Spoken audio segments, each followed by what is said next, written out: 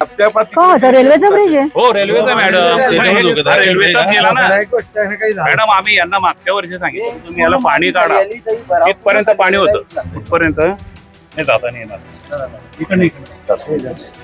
गाडी इतकी जाड नाही ना. पूर्ण भराव खाली आलेला आहे. हे पण आता कागद टाकलेला आहे त्यांनी, तिकडचा पूर्ण खाली, तिकडचा पण तसाच आहे. हे तुकडे पडले, कॉन्क्रीटचे तुकडे पडले, याच्यावर काय उत्तर? पण कोण पैसा कमाने केले. 1.5 फूट बाहेर आलेल्या कम्प्लीट पीठ. द्राक्षाला ऑडिट करायला लावला तात्पुरत्या उपाययोजना. मी तुम्हाला सांगते, टीम कधी येणार तुमची? टीम बुधवारी किंवा गुरुवारी. आता मी नसेल आणखी 1 मिनिट. टीम येईल त्याला आमच्या हे नगराध्यक्ष आणि आमच्या सगळ्या लोकांना बोलवा त्या दिवशी. आम्ही ऐकून घेणार नाही, आता खूप झालंय. ठीक आहे, चालेल.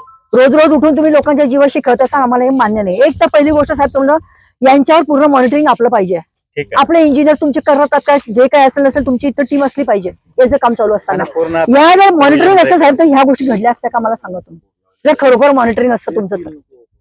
यांना तर काय साहेब, यांना पैसे कमवायचे म्हणून हे कमवण्यासाठी इथे येतात.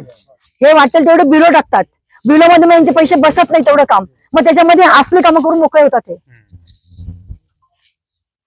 यांनी साईडला सुद्धा चारा काढले नाही मॅडम, काहीच नाही ना. अहो त्यावेळेला सगळ्या सूचना, पाणी जाण्यासाठी होल कुठं पाहिजे, तयार आहे ना, त्यांचं होल आहे. पाणी कसं जाईल त्याच्यामध्ये? तुम्ही हे बघा, हे काय साहेब इथं पण तुम्ही इथंच बघा, हे बघा काय मोठा हादसा झाला. असा काय भावात पडणार आपल्याला? हे समजा हे काय भावात पडलं? पुढे रेल्वे आज जळगावची काय वाट लागली पाहिजे तुम्ही? गिराण्याच्या पुलावर पाहिलं तुम्ही? ट्रॅफिक लांबच्या लांब रांगा लागलेल्या आहेत. कशामुळे लागले की हा बंद आहे, सगळे वाहनं तुमच्या आता गावातून जात आहेत आणि त्या गिराण्याच्या पुलावर मोठाले खड्डे आहेत. मी 2 तास अडकली होती तिथे काल. तिथं पूर्ण रेल्वे पर्यंत पाणी भरलंय, बैलगाड्या इकडनं येत आहे. तुम्ही अंडरपास पाणी काढायचा विषय असेल तो रेल्वेचा. पंकज आणि प्रॉब्लेम काय होतो, रेल्वेवाला फोन करा, गेट नंबर घ्यायचे कोणतं? तुमच्याकडे भेटायला येणं म्हणजे अर्धा दिवस जातो, भेटत नाही साहेब. भेटत लोक जसं आहे बघा, चुका झाल्या त्याच्यापासून आपल्याला पळायचं नाहीये, आपल्याला फेस करायचंय. डापुरीवर गेली ना साईडचे पत्र दिलं होतं, त्याच्यानंतर टीम आली होती, सगळी टीम येऊन सगळं करून गेली आणि पहिल्याच पावसात जर धसत असेल तर माझं याच्यापेक्षा काय बोलणार आहे? सगळं म्हणजे नाही. टीम आता पण रिपोर्ट पाठवला ना त्याचा, टीम 3-4 दिवसात येऊन जाईल, त्याची काय अडचण नाही ना. पण स्ट्रक्चर ऑडिट करायचं, त्यांना सोडू नका. आणि यांना कोर्टात खेचावे पडे, तर आपल्याला जाता येतं डिपार्टमेंटला कोर्टात खेचा यांना. सर साधी उस टाइम पर हमने जो सूचना दी थी आपको, जो भी हमने इंस्ट्रक्शंस दिए थे आपने फॉलो किए. अगर आप करते तो ये नौबत नहीं आती आज हमारी. उस टाइम सिर्फ आप लिखते गए. यांनी पण पाठवलं आणि मी पण बोलली पाठवलं. 1800 रुपये आणि 2 त्याचा मार्ग काढून देतो, कायम सोडून मार्ग, शेतकऱ्यांचा प्रॉब्लेम कायम सोडून मार्ग काढतोय आपण त्याचा. तो काही विषय नाही, तुम्ही करून याच्याविषयी आली ती सगळी मंडळी पण भेटायला. डायरीत पण नोंद केली होती, फक्त आपण आराखडा सगळ्यांना सोडू नका पण, बिलकुल सोडू नका. हे आत्ताच पाहा ना तुम्ही साहेब, हे सगळ्या बिळ्या सगळं दिसतात काय रे. तर साईडने चारा काढायला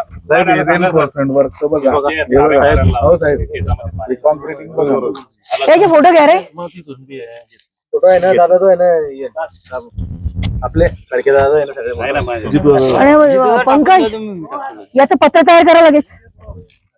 0 लावून टाकू आपण, 377 पण लावून टाकू. मॅडम हा पूल 10 वर्ष बरोबर आता किती जीवनाशी हे काय झालं, कमी असं तर काय भाव पडणार आहे? चेंबर मध्ये पाणी गेल्यानंतर ते कुठे तिकडून कसे आले तुम्ही? आज तुम्ही या पुलाची पाहणी केलेली आहे. अत्यंत भीषण या ठिकाणचं चित्र आहे. म्हणजे हा पूल कोसळण्याची वाट प्रशासन पाहत होतं का?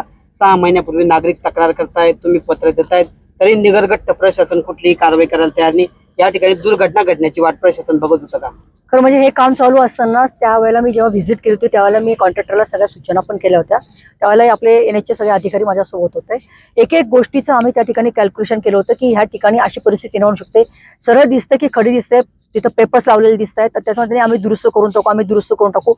मला असं वाटतं कुठल्याही प्रकारची काळजी कॉन्ट्रॅक्टरने ह्या कामामध्ये घेतलेली नाहीये. मला प्रशासनाला पण मी हीच विनंती केली होती की मॉनिटरिंग आपलं असतं, तर आपलं मॉनिटरिंग त्या वेळेला जर झालं असतं तर कदाचित ही वेळ आज आपल्यावर आली नसती. आज या पुलाची परिस्थिती बघल्यानंतर अतिशय भयानक आहे. खाली रेल्वे आहे, त्याच्यावर हा ब्रिज आहे.